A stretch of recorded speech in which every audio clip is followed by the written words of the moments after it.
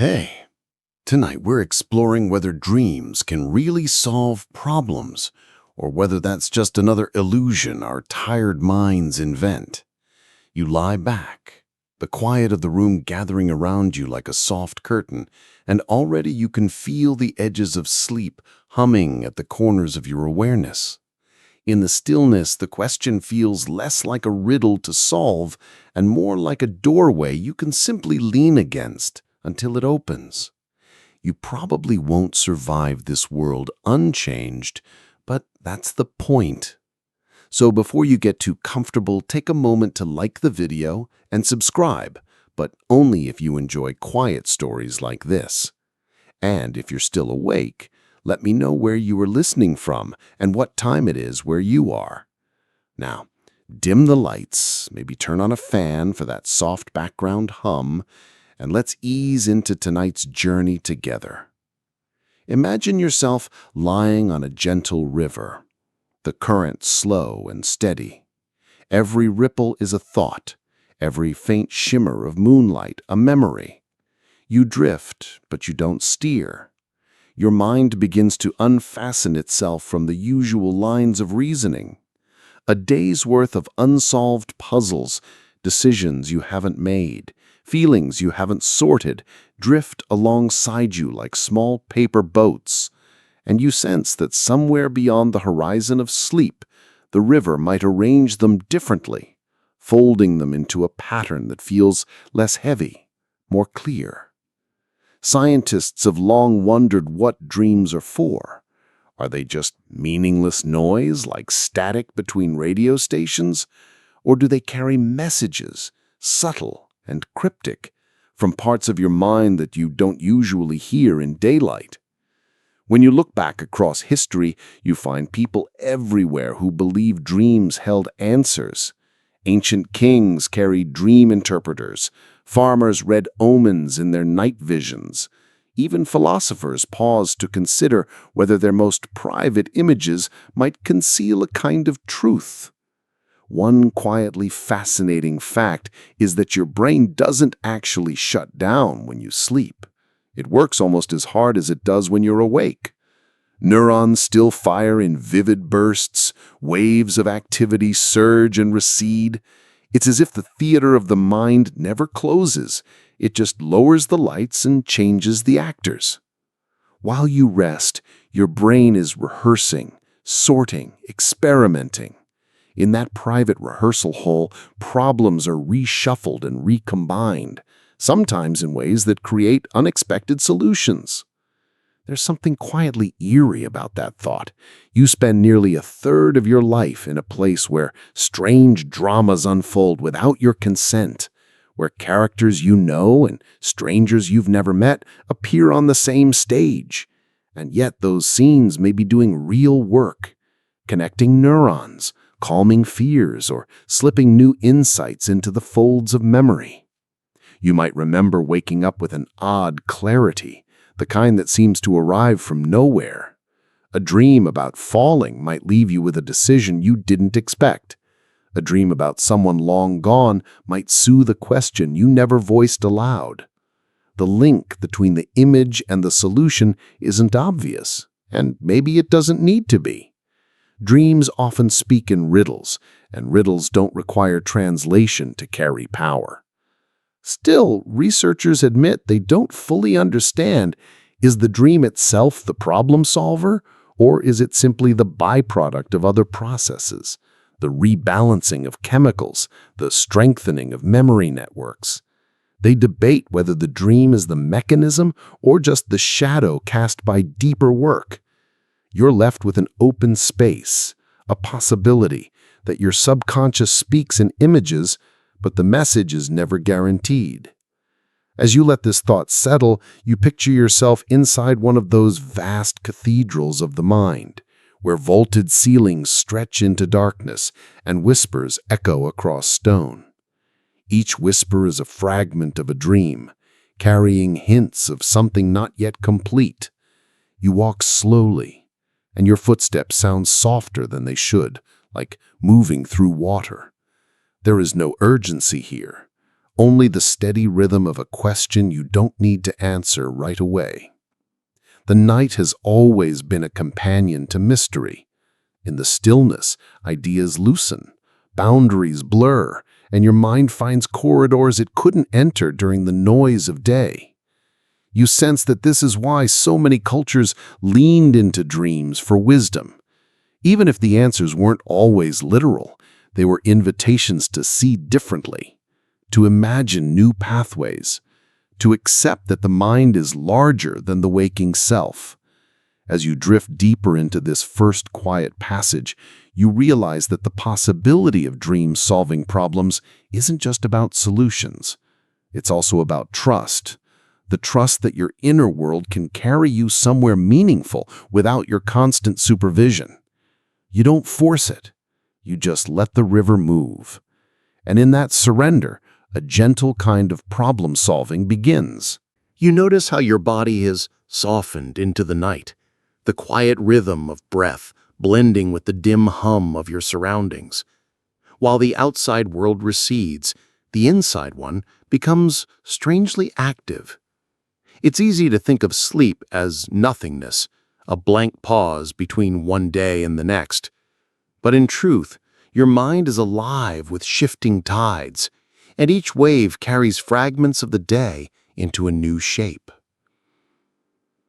The sleeping brain is not idle. Deep within the folds of your cortex, signals spark and cascade, replaying scenes, rehearsing possibilities. Some of them are familiar, conversations you had, streets you walked, words you almost spoke. Others slip into unfamiliar forms, stretched into the surreal. Yet underneath the dream's fluid surface lies something steady. The brain is at work, sorting, cleansing, piecing together what waking life left undone. A quietly fascinating fact is that during sleep, especially in the cycles that recur through the night, your brain actually clears itself of waste. The glymphatic system, almost like a nighttime janitor, washes through neural tissue, flushing away the chemical traces of a long day. It's eerie in its own way. While you lie still, a silent cleansing occurs inside your skull, as if the mind itself is rinsed and reset. That purification leaves room for memory to settle, for tangled thoughts to loosen. Sometimes you feel this in the morning. A problem that felt impossible before bed seems strangely lighter after rest. Maybe nothing in the world has changed, but the arrangement of your thoughts has shifted. It's as if overnight, the furniture of your mind has been moved into a tidier order. The chair that blocked the doorway is pushed aside. The window opens where it was once stuck, and you can step forward again without forcing it. Dreams may not always give you direct answers, but they seem to create the conditions for answers to appear. When your conscious attention withdraws, the subconscious finds room to play, weaving associations that daytime logic would dismiss. That's where creativity often emerges, not from deliberate calculation, but from unexpected connections sparked in the half-light of sleep. Consider the image of the brain as a vast library. In the day, you walk its corridors in a rush, scanning for one book, ignoring others, gathering only what you think you need. At night, though, the librarian wanders quietly through every shelf, dusting volumes, rearranging them, sometimes placing two titles side by side that have never met. When you return, the juxtaposition feels like discovery. You call it insight, but it was really the slow, hidden work of your resting mind. There is something almost eerie about knowing you are not the full owner of your own thoughts. You close your eyes, and another intelligence, your own but stranger, softer, hidden, takes over. It remembers things you didn't notice. It tests scenarios you would never dare to imagine. It rehearses mistakes and tries out their corrections. And when you wake, you may not recall the rehearsal, but you feel its trace, a subtle adjustment of direction. Researchers still debate how much of problem-solving comes from dreams themselves and how much comes simply from sleep's deeper processes. They admit the line is blurry.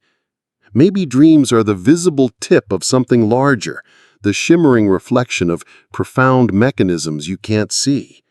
Or maybe the images themselves, the shifting faces, the impossible places, carry meaning in ways science hasn't yet learned to measure. You picture yourself as an explorer in that internal workshop, tools scattered on wooden tables, half-built inventions humming faintly beyond, sketches pinned to walls you've never noticed before. You don't know who is building here, but you trust that something is being assembled. You're only the visitor, the one who wanders through the shop at dawn and marvels at what was left behind. There is comfort in this. You don't have to solve everything by force. The mind knows how to work quietly, how to shuffle the pieces when you step aside. And so you rest, letting the hidden machinery of the brain continue its labor, steady and unseen, carrying you closer to answers you may not yet be ready to name. You drift further, the river of thought carrying you toward older shores. Long before science tried to map the brain's workings, people already sensed the dreams could be more than idle stories. You picture yourself stepping through a crumbling stone arch into an ancient world where sleep itself was a ritual and the dream a doorway to wisdom. In temples of Asclepius, the Greek god of healing, pilgrims once gathered to practice what was called incubation. They would lie down on cold stone floors, wrapped in silence, waiting for visions to visit them. Priests walked softly through the halls, tending oil lamps, burning herbs and murmuring prayers. In that atmosphere of flickering light and hushed expectation, dreamers believed answers would arrive.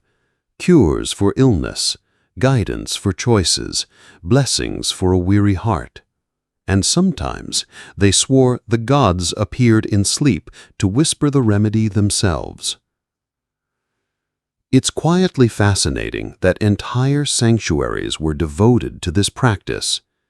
The act of dreaming wasn't passive, but deliberate, almost theatrical.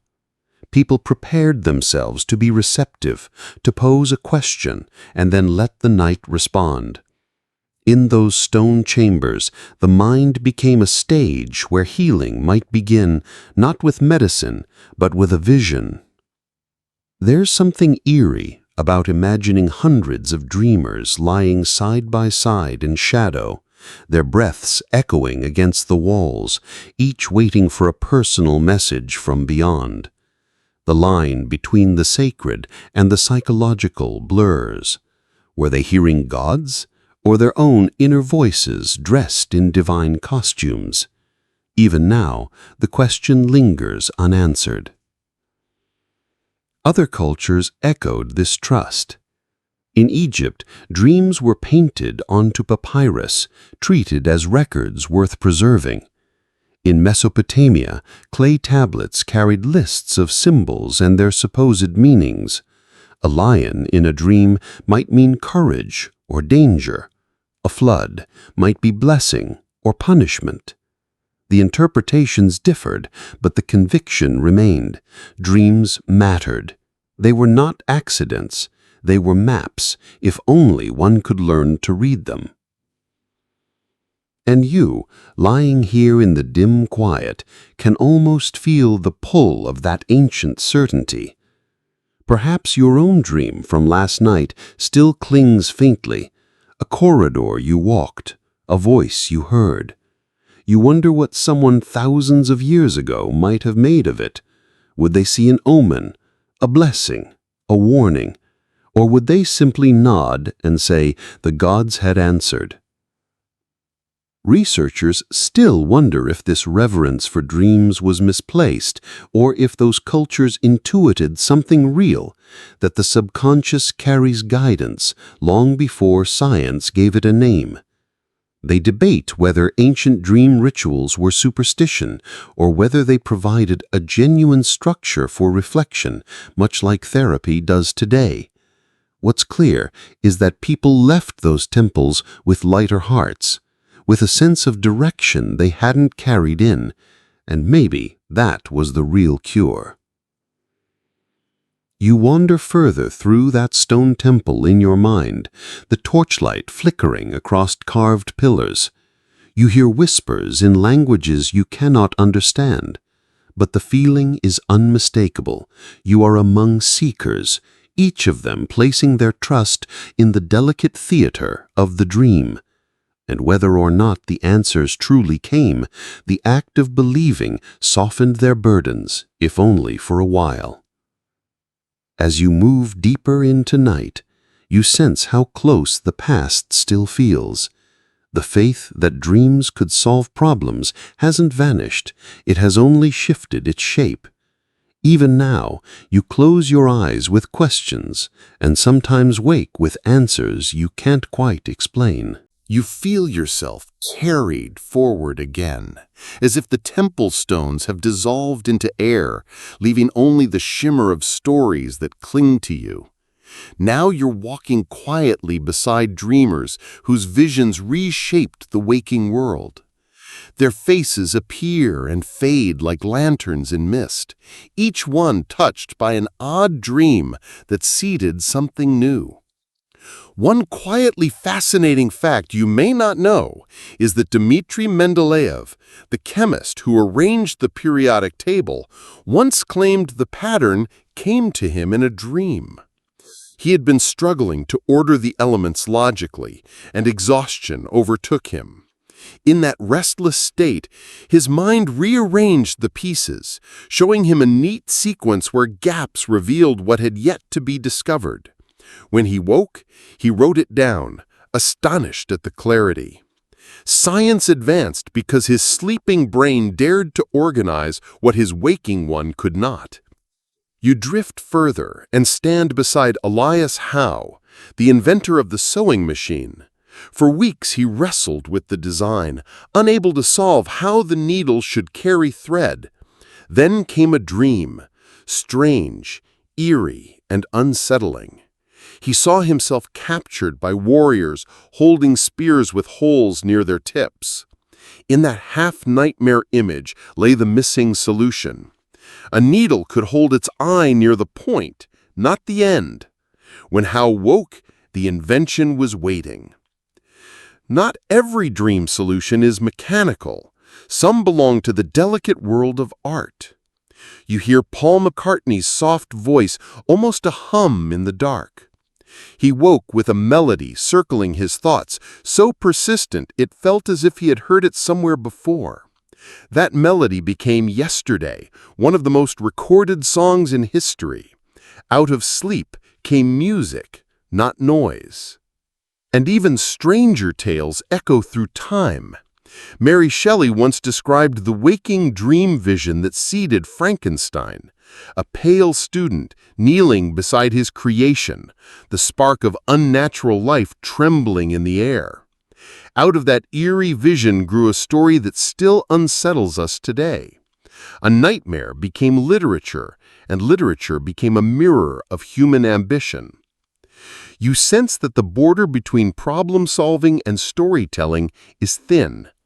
Sometimes the solution is practical, other times it is poetic. A dream might not answer the problem you thought you had. It may answer the one you didn't know existed. There is something uncanny about how the subconscious communicates. It doesn't speak in words or formulas. It uses images that feel absurd, even nonsensical, until a piece clicks. A spear with an eye, a chart of symbols, a monster waking. The eerie detail lies in their strangeness. Visions so bizarre they shouldn't make sense, yet they open doors. Researchers still wonder how much credit belongs to dreams themselves. Were these solutions gifts of the dream, or had the work already been done beneath the surface, waiting for a final push? Neuroscientists debate whether dreams are the creative act or just the visible spark that reveals what was already smoldering. The question lingers without a firm answer. You picture yourself now drifting through a gallery of these dream-born creations. Paintings shimmer on the walls, inventions hum softly in glass cases. Melodies echo faintly from unseen instruments. The gallery stretches on without end, a quiet tribute to the mind's midnight labor. You walk slowly, your steps muffled, and though you don't carry a masterpiece with you, you carry the sense that your own subconscious is also at work, rearranging, weaving, waiting. And so you surrender again to the current, knowing that just as others found their solutions in dreams, something within you may be shifting tonight, softly, invisibly, into a new form. The gallery of dream-born creations fades into mist, and now you find yourself hovering closer to the mechanics of the mind itself. You begin to notice how dreams seem to arrive in waves, each cycle carrying you deeper and then lifting you closer to the surface again. Somewhere in that rhythmic pattern lies the stage known as REM sleep, a place scientists often describe as the theater where dreams performed their most vivid plays. During REM, rapid eye movement, your closed eyelids flutter as if trying to follow the script unfolding inside. The brain's electrical activity suddenly resembles waking life, sparking and pulsing with restless energy. And yet, your muscles fall into paralysis, a protective stillness that keeps you from acting out the scenes. The contrast is unsettling, the mind in furious motion, the body in quiet restraint. It is as though you are both storm and statue at once. A quietly fascinating fact is that REM sleep does not arrive once, but several times through the night, each cycle growing longer toward dawn. In the early hours, REM may last only a few minutes. Later, it stretches into nearly an hour, painting long dreamscapes across the fragile canvas of morning. Your brain, it seems, saves its most elaborate performances for when you are closest to waking. There is something eerie in imagining that while you lie still, eyes closed, your mind is lit up like a city at night. Lights flare in neighborhoods you don't usually visit. Bridges open between distant regions. Old memories spark against new emotions. In that strange carnival of activity, problems are not approached head-on, but danced around, disguised, reshuffled, played with. And sometimes, in the middle of that carnival, an answer glimmers. You drift deeper into this inner storm, watching how your brain weaves its patterns. Emotional centers fire with intensity, while regions that handle logic and self-control grow quiet. That imbalance gives dreams their surreal texture. The rules of the day dissolve, leaving space for impossible juxtapositions. The living walking with the dead, time folding upon itself, questions dissolving into symbols. This strangeness is not a flaw. It is the very condition that allows creativity to bloom. Yet, scientists still debate why REM exists at all. Some argue it is essential for problem-solving and emotional regulation. Others suggest it is simply the byproduct of neural housekeeping, a kind of static buzzing through the lines as memories are filed away. They study sleeping brains with electrodes, noting the bursts of activity, but the purpose remains elusive. The debate itself feels dreamlike, a question asked and re-asked with no single answer holding. You imagine yourself standing at the edge of a vast storm, lightning flashing silently across a horizon of thought. The clouds twist into shapes you half recognize, faces, formulas, doorways. You cannot control the storm, but you can witness it. And somewhere inside that restless lightning, you sense that problems are being tested, turned, softened in ways you'll only realize later. There is something comforting in knowing that you don't need to guide the process. The REM storm comes on its own, sweeping through you like a tide, carrying fragments of your day into strange configurations. You surrender to it, trusting that when the storm passes, something will have shifted. Perhaps an answer, perhaps only a calmer heart. Either way, a kind of progress. As you drift further, you carry the feeling of the storm still humming inside you. The brain has its rhythms, its secret choreography. And in that choreography, you suspect, lies the quiet truth of why dreams sometimes solve what waking hours cannot. You feel the storm quieting, the lightning of REM fading into softer currents. What remains is not silence, but a gentle hum, a quieter chamber of the dreaming mind. Here you sense that dreams are less about puzzles and inventions, and more about emotions that slip through the day unfinished. Arguments you never resolved, longings you never admitted, fears you never faced. They seem to resurface in disguised forms, woven into fragile stories that ease the pressure you carry. A quietly fascinating fact is that the amygdala, the region of your brain that processes fear and strong emotion, becomes especially active during dreaming. It's as if sleep creates a safe theater where you can replay difficult scenes without the full force of danger.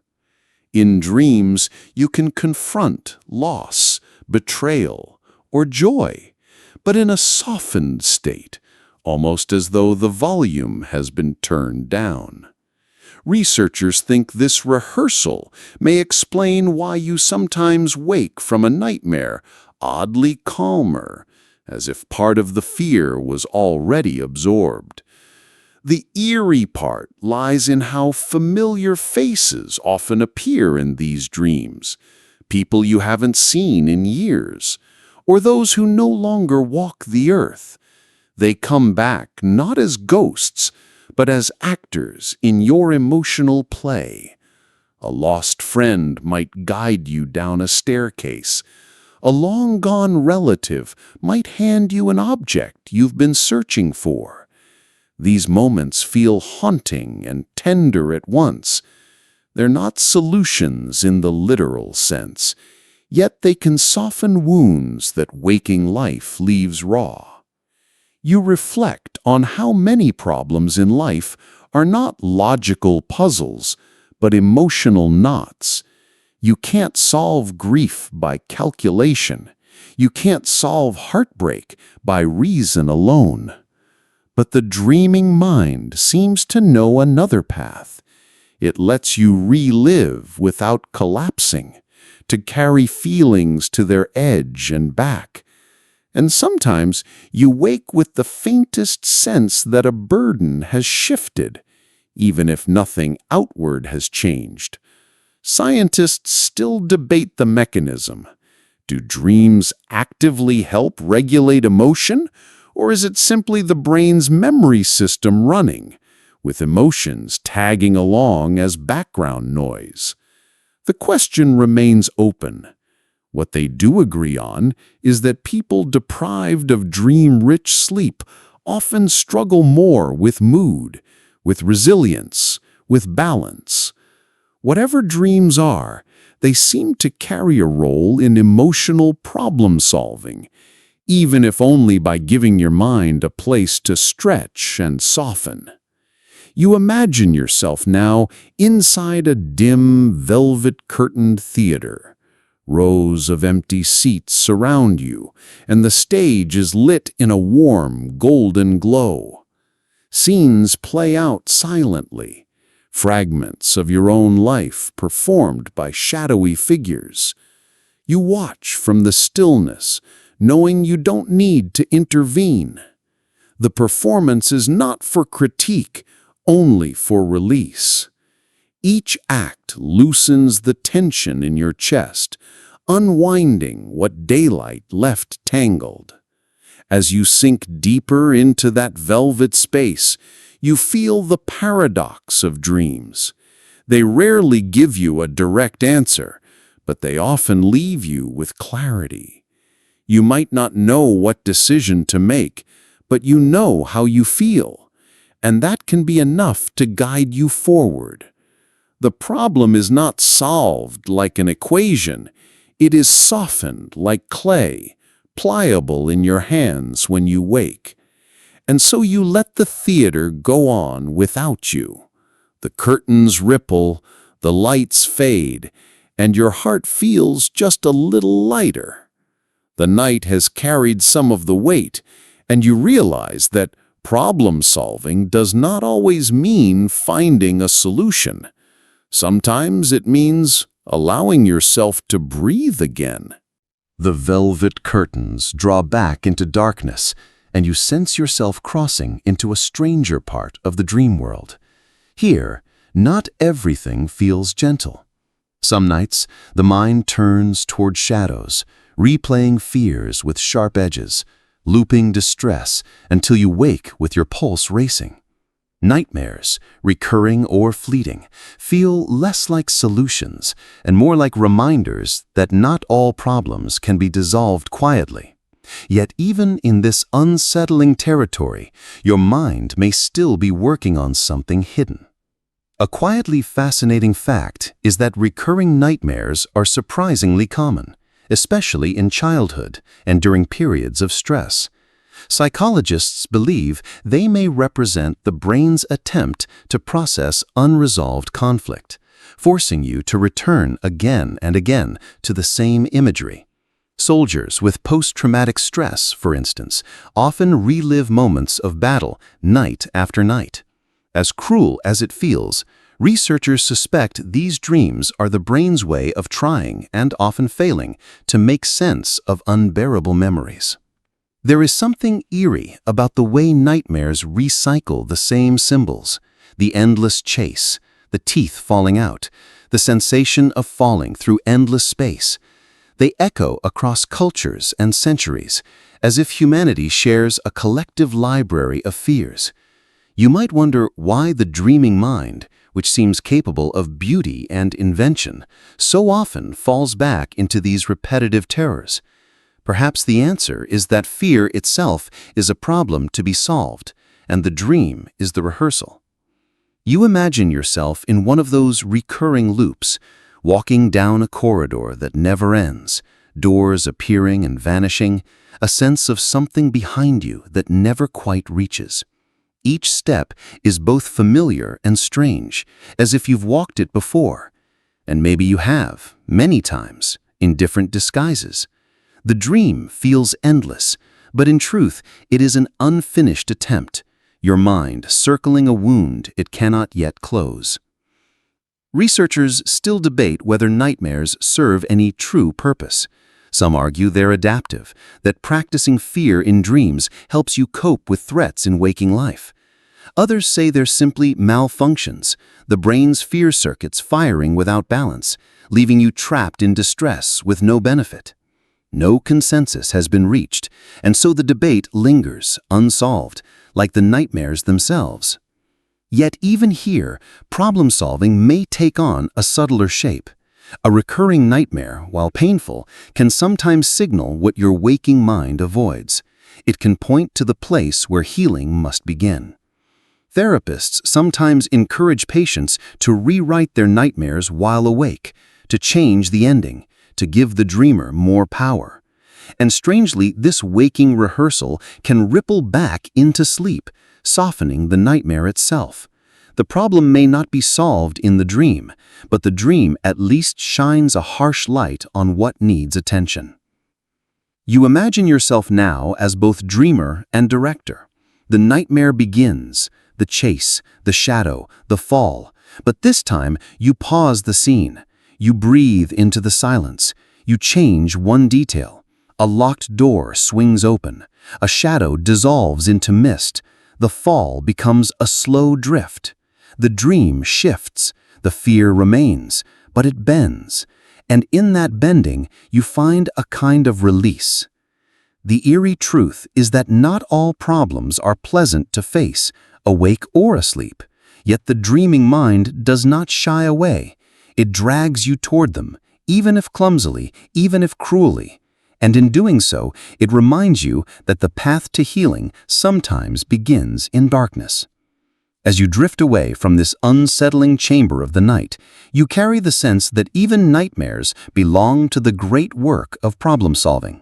They may not bring comfort, but they reveal what still waits in the shadows, the unspoken, the unresolved, the fears that need their stage.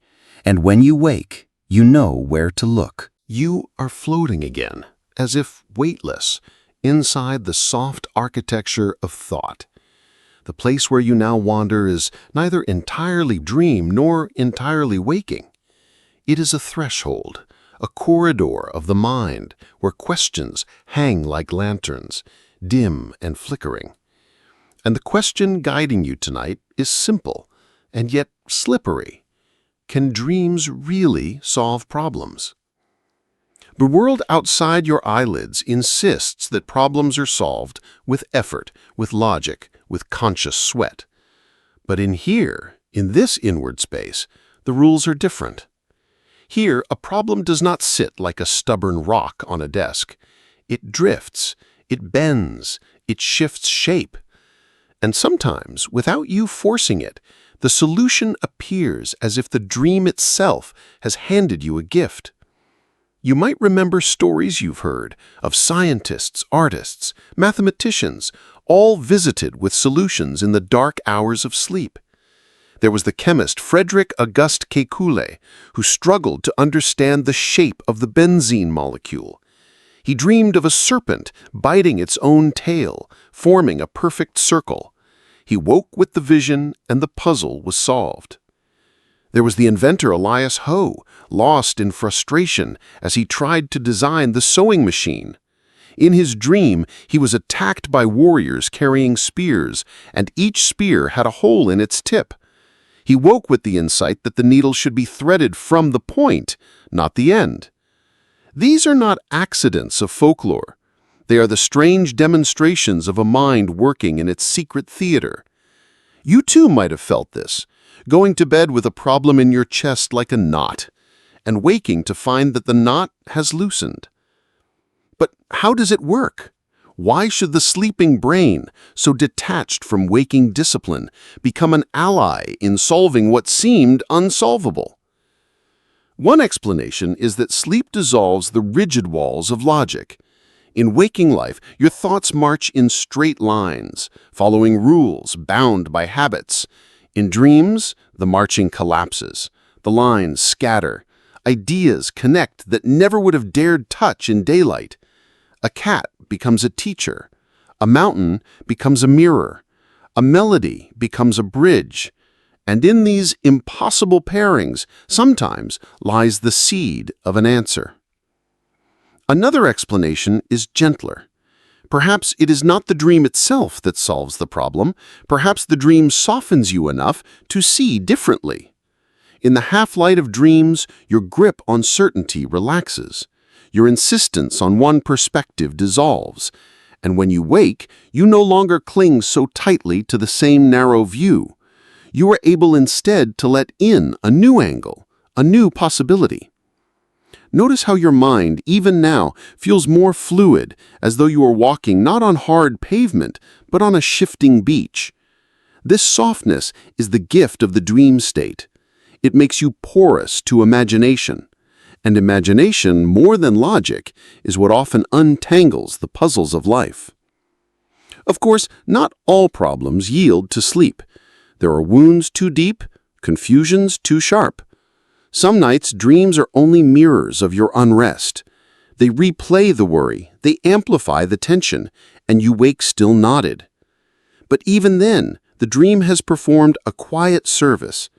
It has externalized the burden, given it form, allowed you to see what was gnawing at you.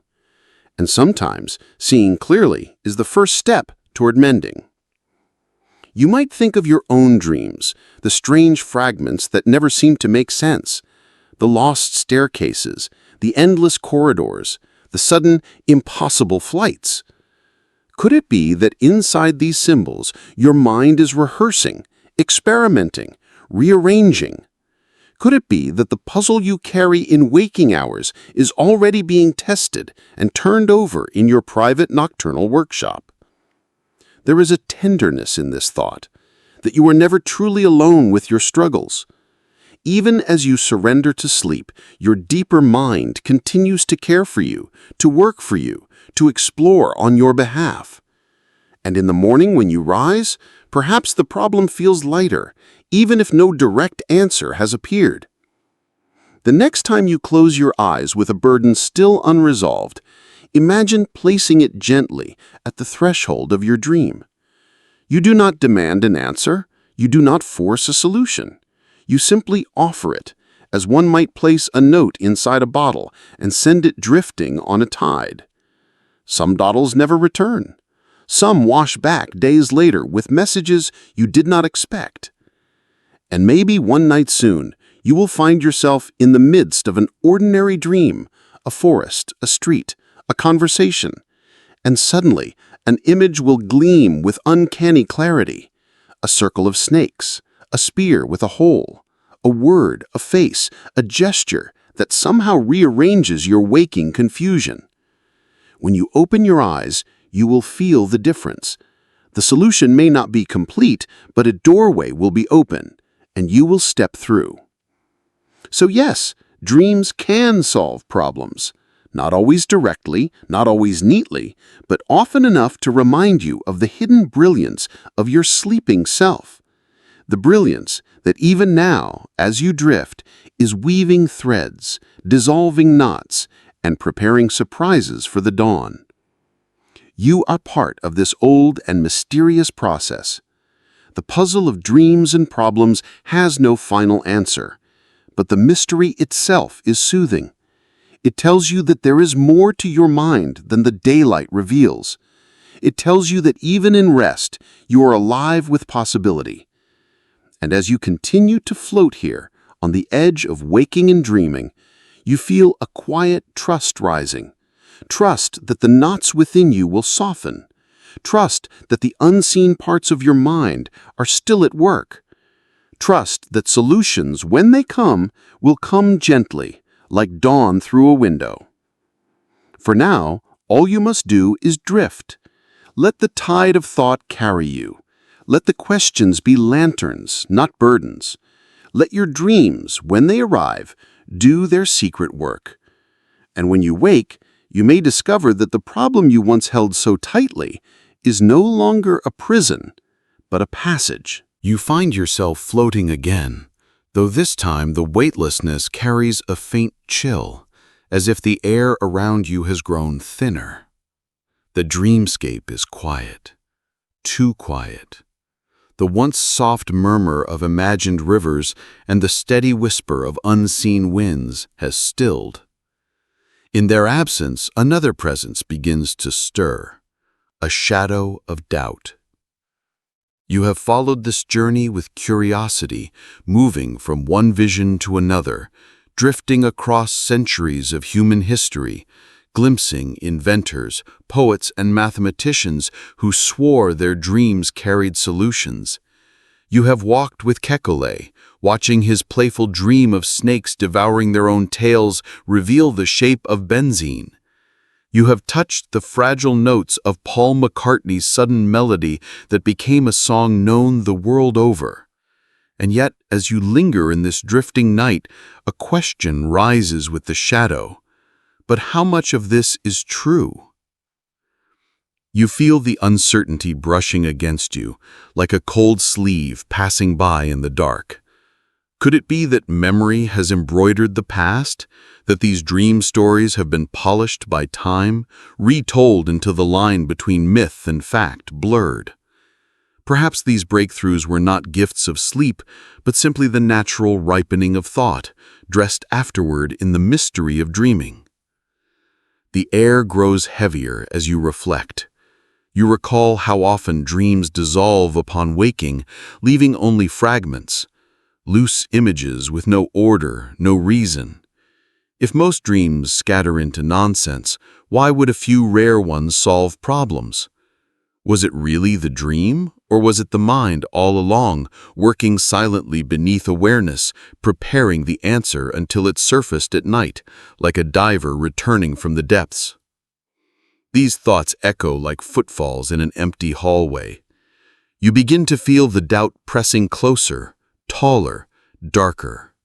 It asks, do dreams truly hold wisdom, or do we give them meaning after the fact, desperate to weave sense into chaos? For a moment, the shadow feels overwhelming. It leans over you, almost smothering, almost triumphant. You might believe that this is the end of the journey, that the dream of dreams has unraveled. But then, just then, a softer sound stirs. Not a footfall, not a whisper of logic. It is a breath, gentle, slow, and steady. You realize the sound is your own. In that rhythm, you sense something deeper than doubt. Breathing in, you notice how each inhalation fills not only your lungs, but also the dark space around you, bringing warmth back into the stillness. Breathing out, you watch the shadow recoil, as if the simple act of life carries its own illumination. The more you breathe with awareness, the clearer it becomes. Perhaps the truth about dreams is not a matter of proof or disproof, but of participation. Dreams may not always deliver answers wrapped in golden clarity. They may not reliably offer inventions or solve equations, but they do offer a mirror, showing you the hidden movements of your own mind. When you enter a dream, you enter a theater where your fears, your desires, your unfinished thoughts rehearse themselves. Sometimes in that rehearsal, something unexpected emerges, not because the dream is magical, but because you finally looked. The shadow of doubt lingers, but it softens. You begin to see it differently, not an enemy, but a necessary presence. For without doubt, there would be no reason to test, no reason to ask again and again whether what you saw was real, whether the idea had substance. Doubt is not the end of dreaming, but the balance that keeps it from drifting too far into fantasy. A faint light begins to return to the landscape around you. Shapes grow visible, like outlines sketched on paper before color is added. A tree forms, its branches bare, yet graceful. Beneath it, a bench appears, wooden and simple. You sit. The air is neither cold nor warm now. It is simply still. You notice how calm you feel in this middle place, not triumphant, not disappointed, just present. Perhaps this is the quiet gift of dreams, to guide you not only into solutions or failures, but into the space between them where you can hold both. Your thoughts turn to your waking self, lying somewhere in a bed that you cannot currently feel. You realize that soon the dream will unravel, its edges fraying like mist under the first touch of dawn. Before that happens, you consider what you will carry back. Not a guarantee that dreams solve problems, not a certainty that they do not, but an invitation to look closer at the flickering images of night, to notice when they echo your waking struggles, to allow them to speak without demanding too much clarity. Dreams, after all, are not meant to be cages of logic. They are fields where the soil is looser, where the seeds of thought can germinate in unexpected ways. You close your eyes within the dream, and in that closing, you sense the dream itself beginning to dissolve. The bench, the tree, the faint outlines around you, all fading. But yet, rather than feeling loss, you feel a tenderness. The way one feels at the end of a story that did not answer every question, but left you softer, more open, more ready to ask the next one. The shadow of doubt does not vanish completely. You carry it with you, like a folded piece of paper in your pocket. But beside it you carry something else, the gentle breath, the warmth of presence, the possibility that even uncertainty can be a companion. And as you drift upward, toward waking, toward another boundary of consciousness, you realize this balance is the true gift. Dreams may not always solve problems, but they remind you that problems are not fixed walls. They are shifting landscapes, waiting for you to walk them in daylight and in sleep. The edges of the dream blur. The breath remains steady. You are almost awake. You find yourself returning, once again, to the threshold between waking and dreaming. The line is thinner now than it once was, almost porous. You drift across it without effort, and when you arrive, the dream greets you like an old companion, familiar, but still slightly elusive. The world before you is neither wholly imagined nor wholly remembered. It is something in between, something that listens to your thoughts, reshapes itself around your feelings, and bends its scenery in response to your quietest wishes. Tonight, the dreamscape is a library, not the tidy, brightly lit kind, but a vast, shadowed labyrinth of shelves that stretch into obscurity. The wood is dark and heavy, the air thick with the scent of aged paper. Lanterns flicker here and there, creating little pools of golden light, but much of the space is cloaked in velvety darkness. You step softly, as though afraid to disturb the silence that seems older than centuries. Every sound echoes, your breath, the creak of the floorboards, the faint brush of your fingertips against the spines of forgotten volumes. You wander among the shelves without hurry. Some titles are legible, others blurred, as though written in a language that evaporates as soon as you glance at it. A few books glow faintly, pulsing with a light that feels alive. You reach out to one such volume. Its cover is smooth, warm to the touch, like the skin of a living creature. You pull it down and open it, expecting words, but instead you find images. Images of your own past. You see fragments of your life, unspooled like scenes from a story. That time you sat awake all night, staring at a problem that refused to yield. That day you felt lost in a world too complex to navigate. That moment when inspiration arrived suddenly, inexplicably, like lightning in the desert. The book knows you. It does not just recall your memories, it rearranges them, highlighting threads you did not notice before. Events separated by years are placed side by side, revealing connections you never would have suspected. This is what dreams do, isn't it? They shuffle the deck of your experience, laying cards next to each other in strange juxtapositions. Sometimes the order makes no sense. Other times it feels like the solution to a puzzle you didn't know you were solving. You close the book and place it back, then move deeper into the labyrinth. You notice how the library itself seems to respond to your curiosity. Shelves shift subtly, pathways open, a spiral staircase appears where none had been before. You ascend, and with each step, your body feels lighter, as though gravity itself is thinning. At the top, you find a reading room. The walls are lined with mirrors instead of books.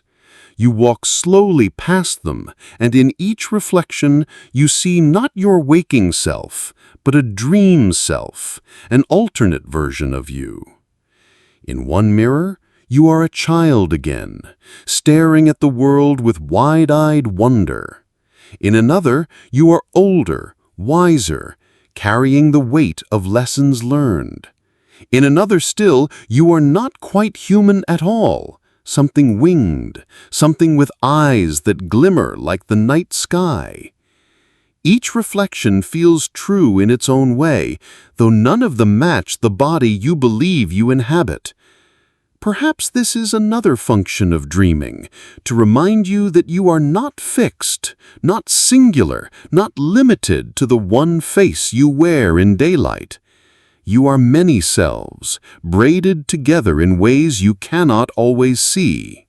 And in the dream, those cells come forward, offering perspectives your waking mind ignores. Each reflection holds knowledge. Each carries a different way of looking at the same unsolved problem. As you stand before the mirrors, you feel a whispering begin around you. At first, it is like wind through leaves, faint and indistinct. But then words emerge, soft, overlapping, like a chorus of voices just out of sight. They speak not in commands, not in answers, but in hints. They nudge you toward possibilities. They remind you of patterns you once noticed but forgot. They do not solve the puzzle for you. Instead, they clear the dust from its edges so that its shape becomes visible again. It is tempting to stay here, to keep listening, to let the dream unravel every hidden thread of your life. But some instinct reminds you that dreams are slippery. If you linger too long, the details may scatter, slipping away when you wake. So you take a breath, imprinting this place in your mind, and step back from the mirrors. The room dissolves, the library fades. You are drifting again, floating in a space without form. A sense of clarity lingers, fragile but real. You understand now why dreams so often feel like riddles. They are not designed to hand you finished solutions. They are designed to stir the soil of your mind, to loosen the roots around what is stuck.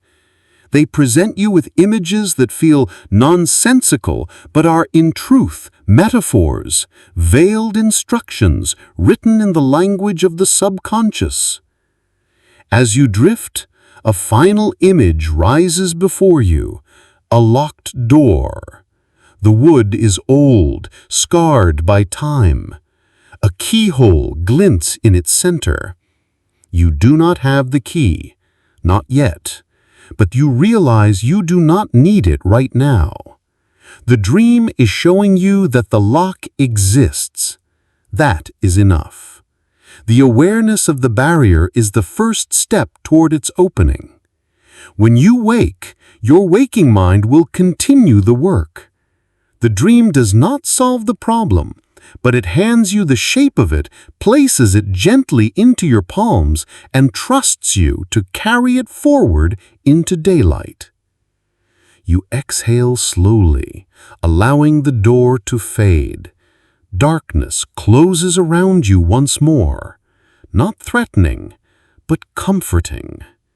The dream recedes like a tide, and you are left with the quiet conviction that your mind is wiser than you think, wiser than you often allow it to be. Every night it works in secret, sorting, weaving, rearranging.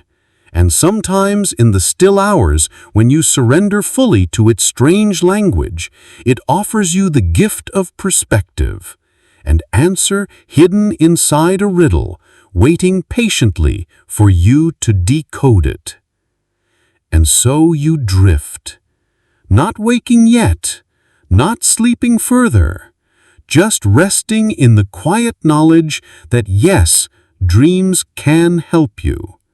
Not by magic, not by miracle, but by opening doors within you that daylight alone cannot touch.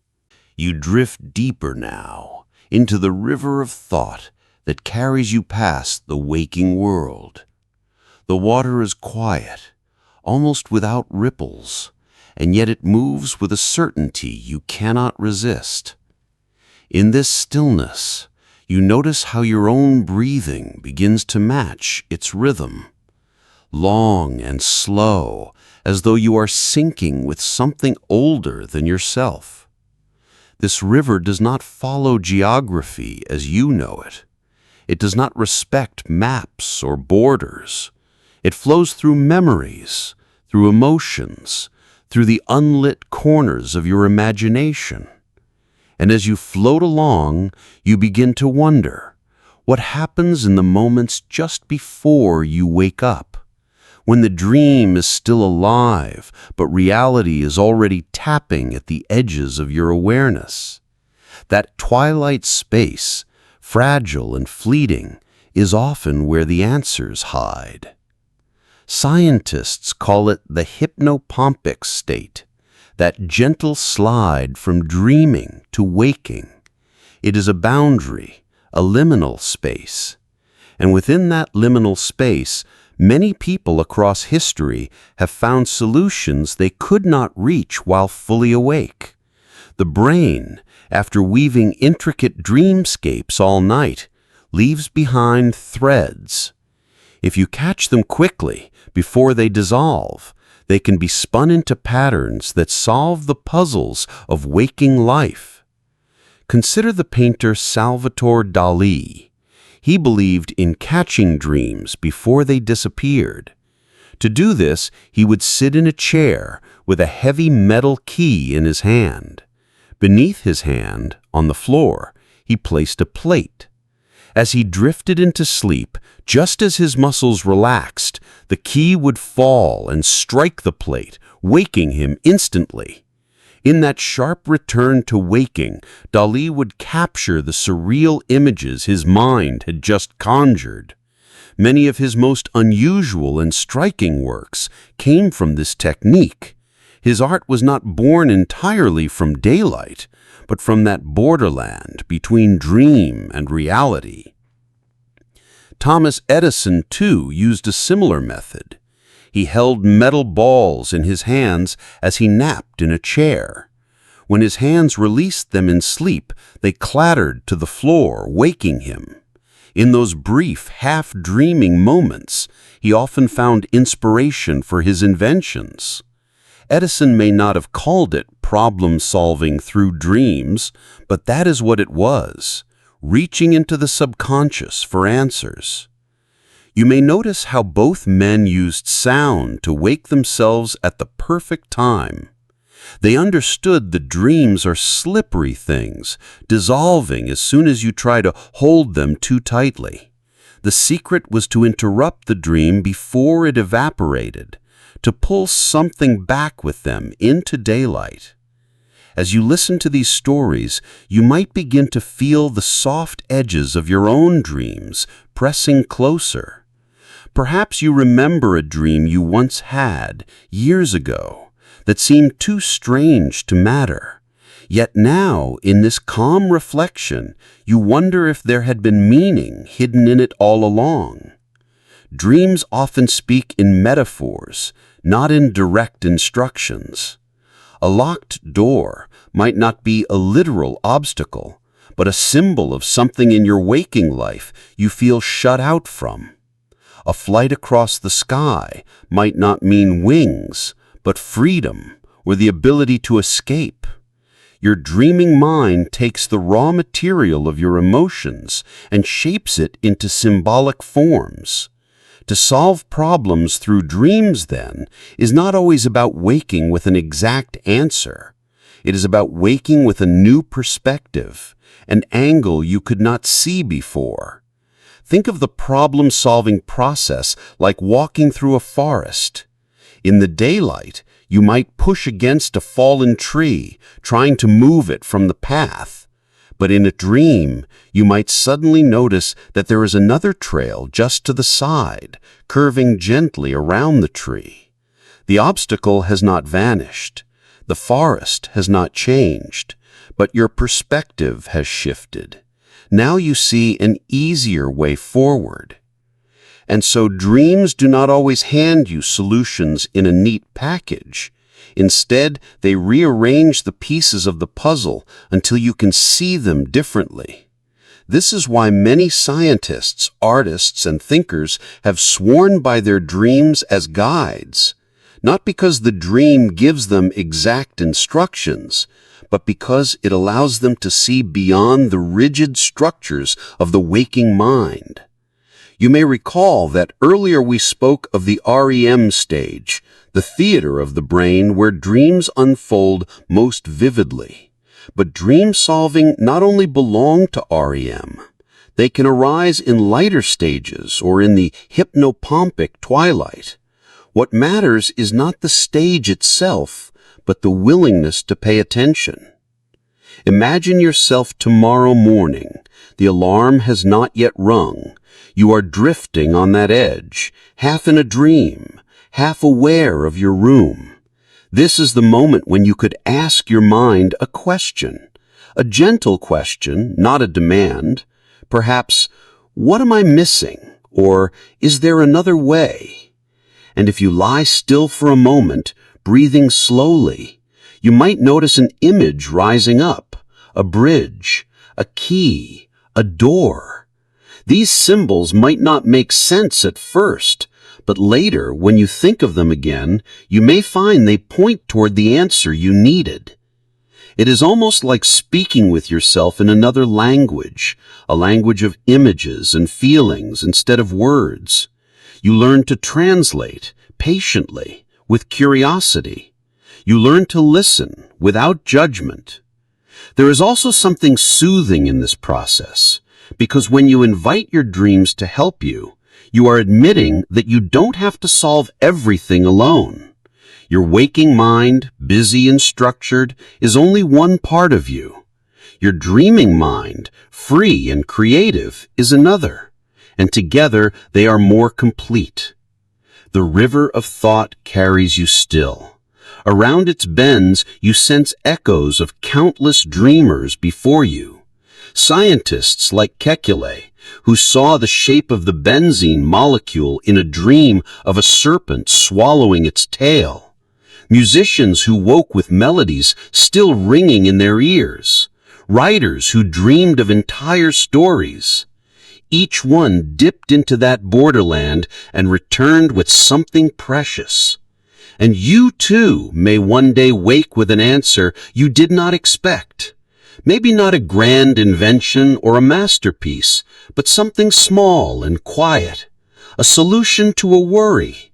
A way to speak gently to someone you love. A new idea for a project. A clearer path through confusion. As this thought lingers, the river slows. You notice the water widening into a calm lake. Above it, the sky is pale for early dawn. The air is still.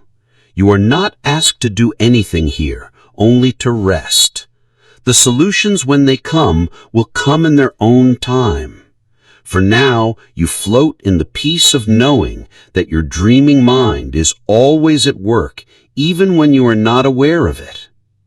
You close your eyes, even though they are already closed, and let the image fade. The water, the dawn, the quiet certainty, and you drift further down the stream. You are drifting deeper now, as if the air itself has thickened into something soft and luminous.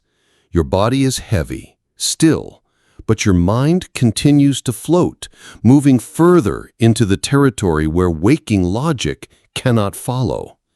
Here, in this vast landscape of sleep, you are free to wander without rules.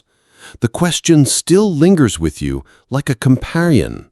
Can dreams really solve problems? Yet the longer you stay in this space, the less it feels like a question, and more like a gentle unfolding of possibilities.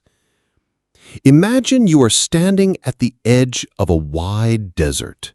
The sand is pale, almost white, glowing under a sky that has no sun, no moon, only a dim and endless light. Each grain of sand seems to carry a thought, an idea, a fragment of something left unresolved. When the wind moves, the sand shifts, whispering. Perhaps this is what your mind does when you sleep, sifting through every piece of your day, every struggle, every doubt. Nothing is erased, nothing is wasted. Instead, it is scattered across the desert floor, waiting for the wind to reshape it into something new. You take a step forward, and the sand yields beneath you. The surface looks unstable, but you do not sink. Each footstep is supported by an invisible firmness, as though the dream itself wants you to keep moving.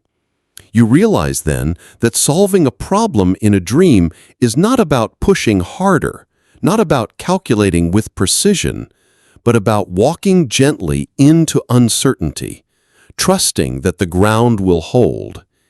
In the distance, you see a figure. It is not a person exactly, but a shifting form made of cloud and shadow. It waves you closer, though it does not speak. As you approach, you realize the figure is made of questions. They ripple across its surface like ink, dissolving in water.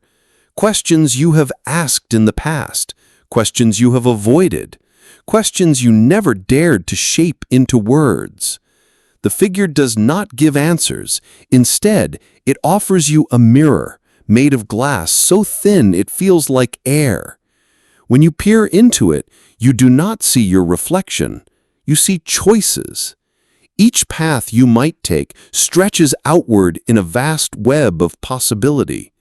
Some look safe, some look difficult, some shine with brilliance, some fade into shadow. But what startles you most is the realization that all of them are yours. You had imagined you were trapped, bound by a single thread of fate. But here in this dream desert, you see the truth. Problems are not locks waiting for keys. They are doors, each with many openings. You step back from the mirror, your breath slow and steady, and suddenly the desert shifts again. The sand begins to rise, swirling into shapes, towers, bridges, staircases, made entirely of light and dust. They stretch into the sky, trembling but never collapsing. You understand, this is the architecture of your own imagination, the place where your mind rehearses solutions long before you wake. The dream does not hand you a plan written neatly in ink. Instead, it gives you scaffolding, a suggestion, a map drawn in fog. It is fragile, yes, but it is real enough to guide you. You climb one of the staircases, and with every step you feel a memory, a math problem you once solved, not by calculation, but by intuition. A conversation that became clear to you only after you stopped rehearsing it. A fear that softened when you dreamed of surviving it. These memories float around you, gentle as fireflies. They remind you that the dream world has always been a quiet collaborator, nudging you towards solutions when waking thought had grown too rigid. At the top of the staircase, the desert stretches further than before. Yet you also notice something new. The edges blur into a garden. A field of tall grass sways without wind. The colors here are richer, greener, alive. This is the part of the dream that does not analyze, but nurtures. Here, the mind repairs itself, feeding your capacity to solve problems not by logic alone, but by replenishing the strength to try again. You bend down, running your fingers through the grass, and it feels like cool water slipping between your hands. You understand then that dreams solve problems not only by giving answers, but by restoring the energy to ask better questions. They remind you that not every problem is a puzzle. Some are weights that must be carried, and in the act of dreaming, your body rehearses the carrying. You wake stronger not because the dream erased the burden, but because it taught you that you can endure. The sky darkens, though there is no sun. Instead, stars begin to emerge, not scattered randomly, but arranged into constellations you do not recognize. They look like patterns from another world, shapes that defy the familiar stories. Perhaps these constellations are the hidden solutions your mind has drawn for you. Designs that will reveal themselves only later when the waking mind finally understands what the dreaming mind already knew. You lie down in the grass, staring at those unfamiliar stars. Their light is soft, almost tender, and you feel yourself dissolving into it. A warmth spreads through you, not of fire, but of understanding. You are reminded that every problem has its rhythm, its timing, its moment when it untangles itself. Dreams are not shortcuts. They are rehearsals, gentle reminders that even in your sleep you are still searching, still moving, still capable. The desert fades, the garden fades, the stars begin to dim. Yet the feeling lingers, a soft glow at the edge of your awareness. You carry it with you like a lantern. When you wake, it will still be there, waiting. And so you drift further, into deeper sleep, carrying no urgency, only calm. The question of whether dreams can solve problems does not press upon you anymore. Instead, it rests beside you, breathing slowly, content to wait. When the mind drifts into sleep, it does not fall into silence. Instead, it enters a realm of whispers, conversations that unfold without words, exchanges that do not require sound. You lie there, eyes closed, unaware of the dialogue happening deep inside you. It is not a dialogue between people, nor even between thoughts. It is a dialogue between fragments of yourself. Each dream you experience is a kind of conversation. A question asked in the day, why did this happen? How can I fix this? What should I do?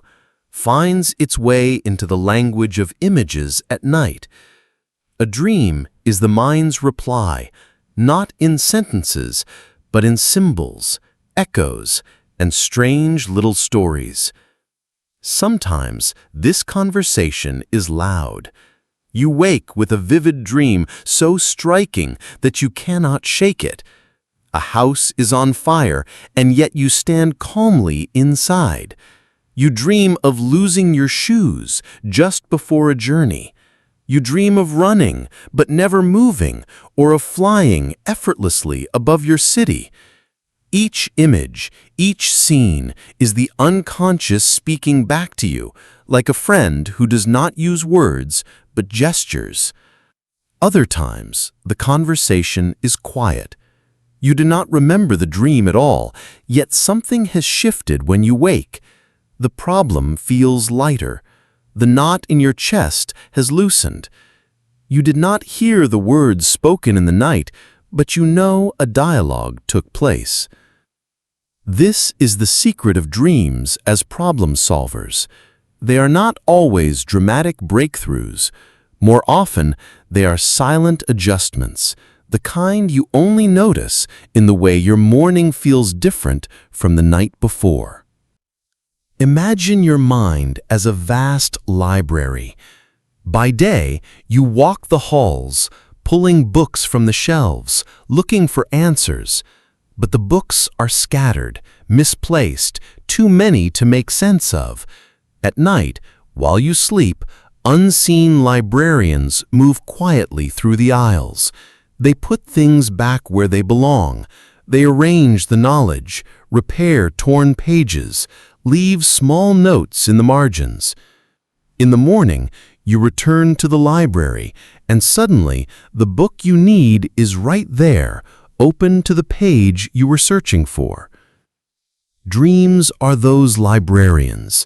They do not speak aloud, but they leave their traces in the quiet order that appears where there was once confusion. Scientists studying this process call it memory consolidation. During certain stages of sleep, the brain replays experiences, strengthening some connections and weakening others.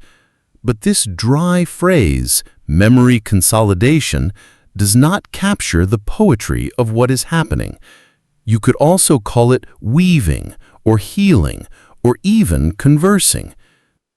The dream is the place where your waking self and your hidden self sit across from each other and speak in images. And sometimes the images answer questions you did not know how to ask. Think back to the painter who dreams of a color he cannot name, or the mathematician who wakes with a solution that arrived in sleep. These are not just accidents, they are conversations completed. The dream provided an answer where the waking mind had reached silence. And you, yes, you, listening now, have experienced this in your own way. Remember the nights when you went to bed with worry, a decision pressing hard against your chest. You may have tossed, turned, drifted into uneasy dreams, but in the morning, something had shifted. The choice seemed clearer, or at least gentler. The world had not changed, the problem had not disappeared, but your way of holding it had. This is the evidence of a conversation you did not hear. What makes these silent conversations so powerful is that they bypass the surface. When awake, you try to solve problems by turning them over, analyzing them, speaking them aloud. At night, your mind skips this chatter. It works directly with images, emotions, metaphors. It does not argue, it rearranges. Dreams often present solutions obliquely, even playfully. They do not hand you an answer like a neat package. Instead, they show you a bird escaping from a cage or a path suddenly opening in a forest. You wake puzzled, yet the message seeps in like water soaking through cloth. Later, when you face your problem again, you realize that the dream already handed you the tool you needed. This is why so many traditions treat dreams as messages. Ancient Egyptians, Greeks, Chinese sages all believed dreams were more than noise. They were guidance, sometimes from gods, sometimes from ancestors, sometimes simply from the deeper self. Even if you do not believe in the divine, you can sense the wisdom here. Dreams speak a language older than speech. They speak in fire, rivers, animals, faces, and through this symbolic conversation, they nudge you toward solutions you could not reach with words alone. There is something comforting in this. To know that even when you are not awake, you are not abandoned. A part of you is still working, still listening, still speaking back. The self is never silent. It is always in dialogue, with itself, with memory, with the unknown. When you next fall asleep, try to imagine it. As your breathing slows, picture yourself walking into a quiet room. In this room, a circle of figures waits. They are not strangers, though you may not recognize them at first. One is your younger self. One is a memory you thought forgotten. One is a dream creature with eyes like mirrors. One is simply a shadow. You sit among them, and though no one speaks, you know the conversation has begun. They take your day, your questions, your fears, and they turn them over gently, like stones in a river. By morning, they will leave you a small gift, maybe clarity, maybe calm, maybe just the feeling that you are not alone in your searching. And when you wake, even if you do not remember the dream, you will carry that gift without knowing it. A burden a little lighter, a knot a little looser, a door, perhaps, cracked open. Dreams are not always grand revelations, but they are faithful companions in the silent work of living. They remind you that every night a part of you still cares, still tends, still seeks to solve what weighs on your heart. And maybe that's the real miracle. Not that dreams solve problems in spectacular flashes, but that they solve them quietly, night after night, without demanding your attention. A secret conversation carried on in silence, shaping the life you wake to. So, as you close your eyes tonight, remember, you are not falling into emptiness. You are stepping into a dialogue, one you can't hear, but one you can trust. The night speaks, even in silence. The quiet grows deeper now, as if the very air has folded itself into a softer blanket around you. The gentle hum of memory, imagination, and science has been winding together like threads through the loom of your mind. You may not notice, but this weaving is what dreams do best. They take the separate fibers of your life, the problems, the fears, the sparks of creativity, and draw them into a fabric that stretches far beyond waking thought. And so, as you hover here in this half-world, you are already inside a lesson that ancient thinkers and modern researchers both whisper about. The dream is a hidden workshop. You can imagine it now as a place with no walls, a workshop without clocks. Tools float weightless, ideas flicker like fireflies.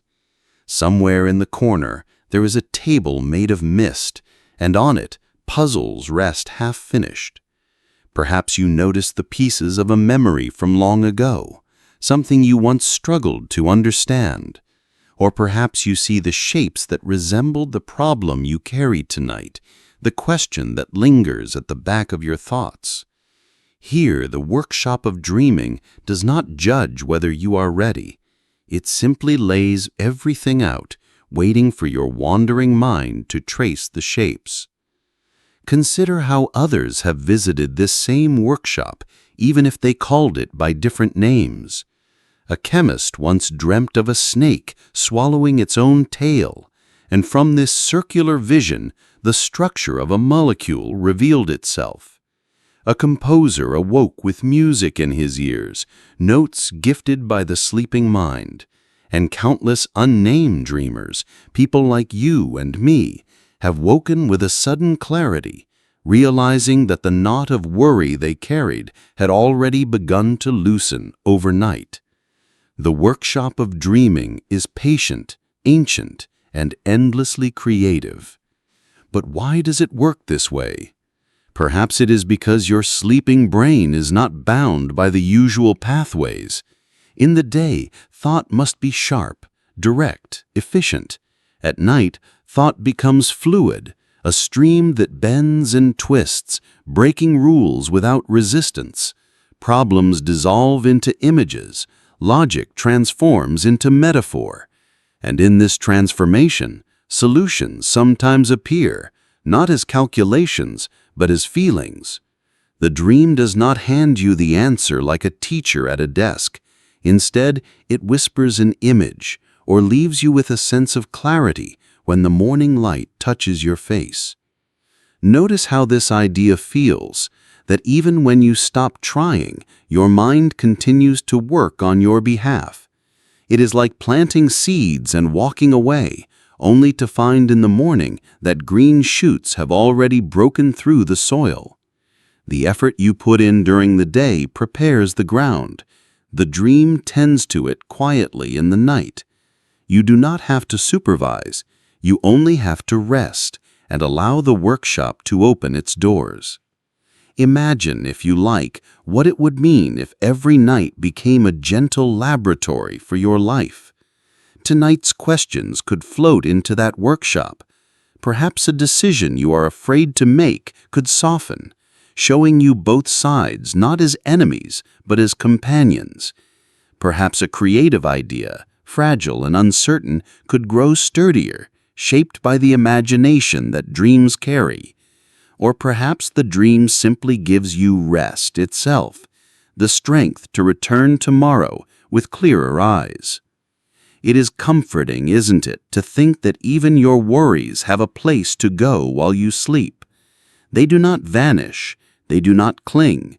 They are carried into this invisible chamber, reshaped in ways you may not even notice. In the morning, they are lighter, and sometimes, when you least expect it, the solution is already waiting, as if it had always been there, only hidden behind a curtain. Let your body notice the calm in this thought. Feel how the breath has slowed, how the muscles rest a little deeper into the surface beneath you. You are not forcing anything. You are not solving anything right now. You are simply allowing yourself to drift into the same workshop where countless dreamers have gone before. It is safe there. It is quiet. It is endlessly creative. And perhaps just as you hover on the edge of sleep, you may glimpse the faint beginning of tonight's work, a shape that makes no sense but feels significant, a sound that lingers just long enough to remind you of something unsolved. These are not distractions, they are invitations, invitations to trust the process your brain has carried out for millennia. So let yourself rest in that trust. The science tells you that memory will sort itself, emotions will rebalance, creativity will spark. The old stories tell you that dreams are messages, gifts, prophecies. Whether you believe the science, the myth, or both, it does not matter. What matters is that you feel safe enough to surrender, to let the workshop of dreaming carry your thoughts where they need to go. And as you do, remember this: the problem is not heavier than you. It is simply waiting to be reshaped. And tonight, in the gentle work of dreaming, reshaping is already beginning. Drift there slowly. Step into the misty workshop. Notice the puzzles on the table, the soft hum of thought in the background. Let your fingers rest, your eyelids lower, your breath deepen. The workshop is ready. It has always been ready. And all you must do now is sleep. The night is deep now, heavier and softer, like a velvet curtain slowly descending across the stage of your thoughts. You have walked with me through winding passages of memory and imagination, through corridors where dreams solved puzzles that waking minds could not, and through chambers where silence itself held answers. Now, at the edge of this journey, you stand again at the threshold of your own mind, where waking and dreaming blur into something in between. You feel yourself as both the dreamer and the dream, the observer and the one observed, the puzzle and the solution, all at once. Think back to the stories we shared. Kekule's spiraling snake giving birth to the structure of benzene, the mathematicians waking with equations still glittering on the edge of dawn, the artists who found colors and melodies in landscapes that only exist behind closed eyes. Each story was not merely about dreams, but about the places where the mind feels safe enough to wander, where logic loosens its grip and something gentler takes hold. And now your mind is in that same space, a space where you do not need to force answers, where you do not need to chase solutions. Instead, you allow them to drift to you, like feathers falling through the air, too light to resist, too delicate to ignore. What is the problem you carry with you into this night? Perhaps it is small, a detail in your day. Perhaps it is vast, a question about where your life might lead. You do not need to hold it tightly. Simply let it rest in the soft folds of your thoughts and allow the currents of sleep to brush against it, polish it, reshape it. The way water smooths a stone, the way wind sculpts a dune. Slowly, patiently, without any urgency at all. If your mind begins to wander, that is good. If your attention drifts like a leaf on a slow river, that is better still. You do not need to remember every word I say because these words are not instructions. They are not lessons. They are simply sounds, vibrations in the quiet air of your room, meant to keep you company until you no longer need them. In this moment, you are safe. In this moment, you are allowed to rest. Every breath you take is a reminder of that safety. Every exhale is a quiet release. Notice the rhythm. Inhale, the body gathers. Exhale, the body softens. Inhale, the mind prepares. Exhale, the mind lets go. You are letting go now. Beyond this, dreams will come. They may be vivid or faint, sharp or blurred. They may offer stories, or they may simply offer silence. Both are gifts. Both are part of the mysterious way your mind cares for itself. Whether your dreams bring you symbols or colors or nothing at all, they will still be working on your behalf, arranging, repairing, weaving threads that you will not see but will still feel. Imagine that you are already dreaming. Imagine that this voice is part of that dream, a voice that belongs not to someone outside of you, but to a part of yourself, a part that is calm, unhurried, endlessly patient, a part that is watching over you. This part whispers, "You can rest now. You have done enough. The day is finished, and the night is here to carry you." And so you rest. The world around you grows distant, as though you are moving further into a quiet forest where the trees sway but never creak, where the stars above are steady, not twinkling, not cold, just steady, guiding lights for the inner journey. At the edge of that forest, there is a doorway, and it leads you into your own dream. It is not my dream. It is not anyone else's. It is yours alone. Whatever lies beyond it is exactly what you need tonight. When you step through, you might find puzzles solved or questions answered, or you might find only the gift of sleep itself. Both are enough. Both are more than enough. You step through now. The doorway closes softly behind you, and the story we have been telling together, the slow science of sleep, the dreamlike investigation, dissolves into silence. The rest of this night belongs only to you. Sleep well.